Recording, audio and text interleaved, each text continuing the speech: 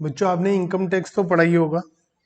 अगर income tax पढ़ा है तो बहुत अच्छी बात है, नहीं पढ़ा है तो थोड़ी सी ज़्यादा समझदारी से और ध्यान से देखना पड़ेगा आपको। अगर आपने इनकम टैक्स पढ़ा है तो आप यूज टू होंगे। इनकम टैक्स में एक चैप्टर है PGPP, profit and gain from business और प्रोफेशन, और उसमें सेक्शन 32 में इनकम टैक्स एक्ट में डेप्रीशिएशन कैसे निकाला जाता है ब्लॉक ऑफ असेट पर, वो सिखाया जाता है। तो वो हम यहाँ पर सीख लेते हैं। इनकम टैक्स एक्ट में डेप्रीशिएशन लगाने के लिए हमारे पास दो टाइप की एसेट्स होती है, एक टेंजिबल और एक इंटेंजिबल। टेंजिबल में हमारे पास बिल्डिंग, प्लांट एंड मशीनरी और फर्नीचर, ये तीन टाइप से होते हैं। इंटेंजिबल एसेट में सारी इंटेंजिबल एसेट एक साथ आ जाती है। तो कुछ बातों का ध्यान रखना है। एसेट असेसी की अपनी एसेट होनी चाहिए तभी डेप्रिसिएशन का क्लेम मिलेगा। असेसी साल में उस साल के दौरान इस एसेट को अपने बिजनेस के लिए यूज करता हो, और बिजनेस के लिए यूज करता हो और कुछ ना कुछ समय के लिए यूज जरूर की गई होगी asset. Asset in respect of which depreciation is claimed should fall within the eligible classification of asset। जैसे बिल्डिंग को बिल्डिंग में लिखना, प्लांट एंड मशीनरी को प्लांट एंड मशीनरी में लिखना है, और डेप्रीशिएशन हमेशा WDV मेथड से लगेगा, और वो भी block of asset. Tangible asset का अलग ब्लॉक है, इंटेंजिबल एसेट का अलग ब्लॉक है। डेप्रीशिएशन के रेट मोटे मोटे तौर पर बिल्डिंग फर्नीचर के 10%, प्लांट एंड मशीनरी के 15% अगर क्वेश्चन में नहीं दिया, और इंटेंजिबल एसेट का 25%। अगर कोई नई एसेट खरीदी है और उसी साल यूज करी है 180 दिन से कम के लिए, तो नॉर्मल डेप्रीशिएशन रेट का आधा डेप्रीशिएशन लगेगा। डेप्रीशिएशन कैसे कैलकुलेट करेंगे हम? ओपनिंग WDV लेंगे। जैसे मान लिया हमारा जो भी ईयर है 2015 के लिए सपोज निकालना चाहते तो 1/4/2015, अब जो भी हमने एसेट खरीदी है वो सब ऐड हो जाएंगी, और जो भी एसेट हमने बेची है उनका सेलिंग प्राइस लेस हो जाएगा, तो क्लोजिंग WDV आ जाएगी ईयर एंड पर। इस क्लोजिंग WDV पे डेप्रीशिएशन लगा देंगे और अगले साल की ओपनिंग WDV आ जाएगी। अगर हमने एसेट, सपोज मैं इमेजिनरी फिगर लेकर आपको समझाता हूं, जैसे ओपनिंग WDV मान लिया 10,000 है, हमने नई एसेट खरीदी है मान लिया 2 लाख की, और बेचा कुछ नहीं है, तो हमारे पास एसेट होगी 2,10,000 की। डेप्रीशिएशन मान लिया 10% है 21,000, और हमारे पास 189 की क्लोजिंग WDV हो जाएगी, जो अगले साल की ओपनिंग, क्लोजिंग तो 210 होगी, ओपनिंग 189 हो जाएगी। अब इसी में थोड़ा सा चेंजेस करते हैं कि हमने कोई एसेट बेची है सपोज 1 लाख की, तो वो एसेट कितने की थी, कितने की बेची, इंडिविजुअल एसेट वो हम ध्यान नहीं देते हैं ब्लॉक ऑफ एसेट में।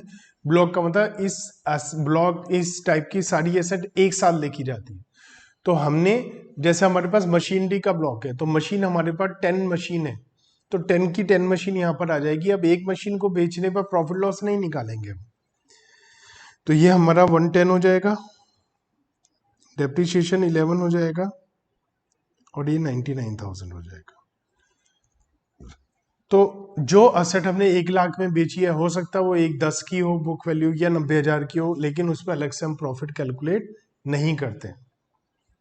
इंडिविजुअल एसेट की आइडेंटिटी खत्म हो जाती है, तो कब निकालेंगे प्रॉफिट और लॉस ऑन सेल? उसे हम कैपिटल गेन बोलते हैं, short term capital gain under section 50। अगर डेप्रिशिएबल एसेट है तो उस पर हमेशा शॉर्ट टर्म कैपिटल गेन होता है अंडर सेक्शन 50, और ये दो ही सिचुएशन में है। सिचुएशन नंबर 1, ये जो हमारी WDV है, क्लोजिंग WDV, जो क्लोजिंग WDV है ये नेगेटिव आ जाए, क्लोजिंग WDV नेगेटिव आ जाए, और ये तभी पॉसिबल है जब सेलिंग प्राइस हमारा ओपनिंग WDV और नई एसेट के टोटल से ज्यादा हो। फॉर एग्जांपल 3 लाख रुपए की एसेट हमने बेच दी कोई, तो ये नेगेटिव आ जाएगा। इसका मतलब नेगेटिव आने का मतलब हमें प्रॉफिट हो गया, क्योंकि नेगेटिव तभी आएगा जब सेलिंग प्राइस ज्यादा होगा। तो एक situation when closing WDV becomes negative, और एक है दूसरा case number 1 closing WDV negative हो जाए, और केस नंबर 2 है all the assets of this block was sold. या तो सारी की सारी असेट बेच दी जाए या क्लोजिंग WDV नेगेटिव आ जाए। इन दो सिचुएशन में ही हमारा शॉर्ट टर्म कैपिटल गेन निकलेगा। तो short term capital gain under section 50 on transfer of depreciable asset will be computed in the following 2 conditions only. Condition number 1, when entire block is not transferred, if sale consideration on one or more asset, तो ये तभी होगा जब उसका selling price ज़्यादा होगा और closing WDV negative आ जाएगी। तो एक तो केस ही हो गया। दूसरा, जब सारी की सारी एसेट बेच दी जाए तो हमें प्रॉफिट भी हो सकता है, लॉस भी हो सकता है, लेकिन फर्स्ट सिचुएशन में हमेशा प्रॉफिट ही होगा। चलिए इसे हम क्वेश्चन नंबर 4 की हेल्प से समझते हैं। क्वेश्चन नंबर 4, एक फर्म है, उन्होंने एक असेट खरीदी है 1 लाख रुपीस की, और उस पर सोच रहे हैं कि ऑपरेटिंग प्रॉफिट 30,000 रुपये होगा हर साल अगले 4 साल तक। उसके बाद असेट को 45,000 में बेच दिया जाएगा। डेप्रीशिएशन 20% है और टैक्स 30% है। Find out the cash flow for different years assuming no other asset is in block. Block के अंदर कोई एसेट और नहीं है। बच्चों कैसे इसे कैलकुलेट करेंगे हम लोग? ईयर 1, 2, 3 एंड 4, 4 साल है।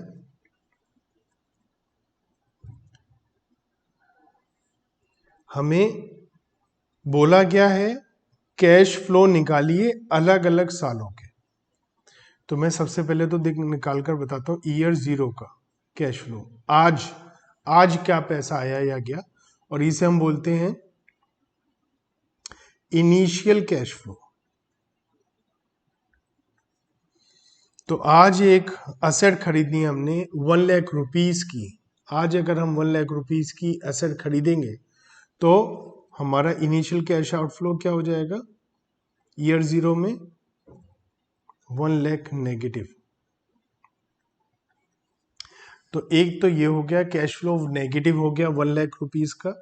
दूसरा 1, 2, 3, 4 इसे हम बोलते हैं, इन सब सालों के कैश फ्लो को हम पता क्या बोलते हैं? Subsequent cash flows. तो हमें दिया है ऑपरेटिंग प्रॉफिट मतलब EBIT 30,000 एवरी ईयर, 30,000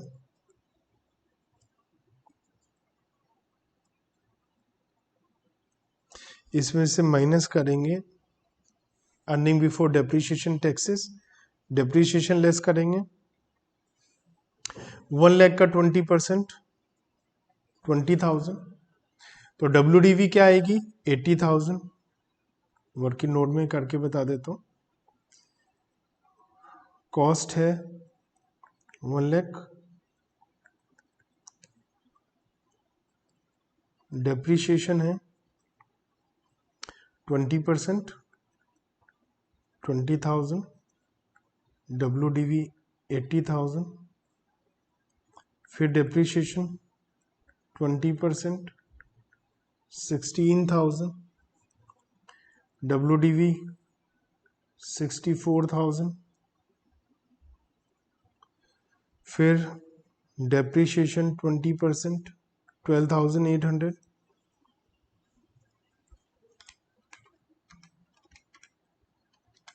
$51,200, फिर डेप्रीशिएशन लास्ट में इसे 45,000 रुपये में बेच दिया गया है। तो लास्ट ईयर में सेलिंग प्राइस आ जाएगा 45,000। और बच्चों एक ही एसेट थी इस ब्लॉक के अंदर, एक ही एसेट थी, वो बिक गई, तो ये वो वाला केस हो गया when entire block of asset was sold. एक ही एसेट थी और एक ही एसेट बेच दी जाए, मतलब सारी एसेट बिक गई। तो इसका मतलब हमारी क्लोजिंग WDV तो कुछ हो नहीं सकती, क्योंकि एक ही मशीन थी, उसे बेच दिया। तो हमारा लास्ट ईयर में डेप्रीशिएशन भी नहीं निकल सकता, लेकिन क्या निकलेगा, शॉर्ट टर्म कैपिटल गेन और लॉस। ये कैसे निकलेगा, ये हमेशा निकालते हैं हम selling price 45,000 minus opening WDV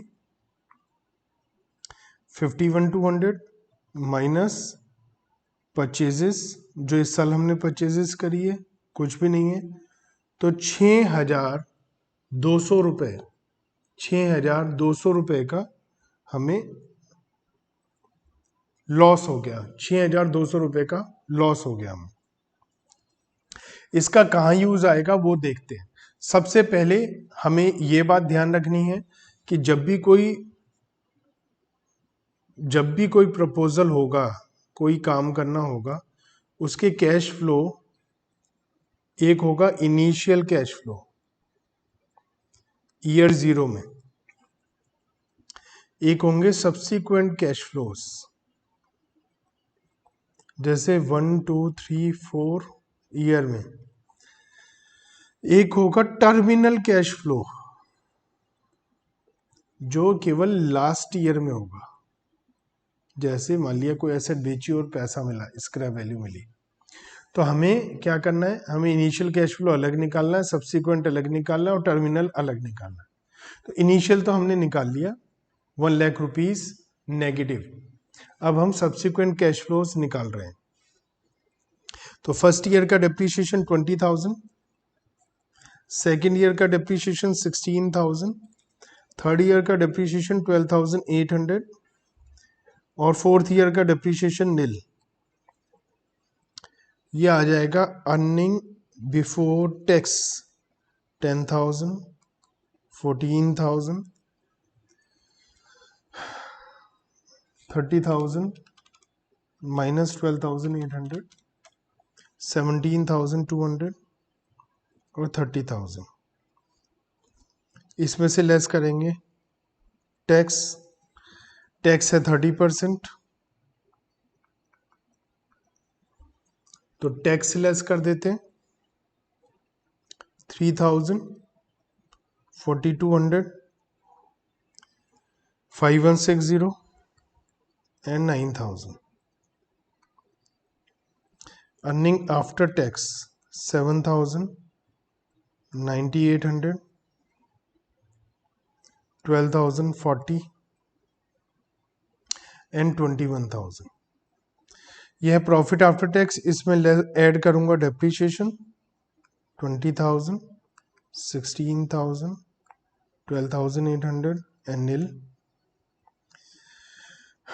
तो ये आ जाएगा 27,000 कैश इनफ्लो, और ये 25,800, 24,840 एंड 21,000। तो ये हमारे सब्सिक्वेंट कैश फ्लोज हैं। अब हम बात करते हैं टर्मिनल कैश फ्लो की, जो केवल आखिरी साल होता है। तो स्क्रैप वैल्यू आई है हमारे पास ईयर 4 में, कितने में बेची है सेट, 45,000 रुपये में।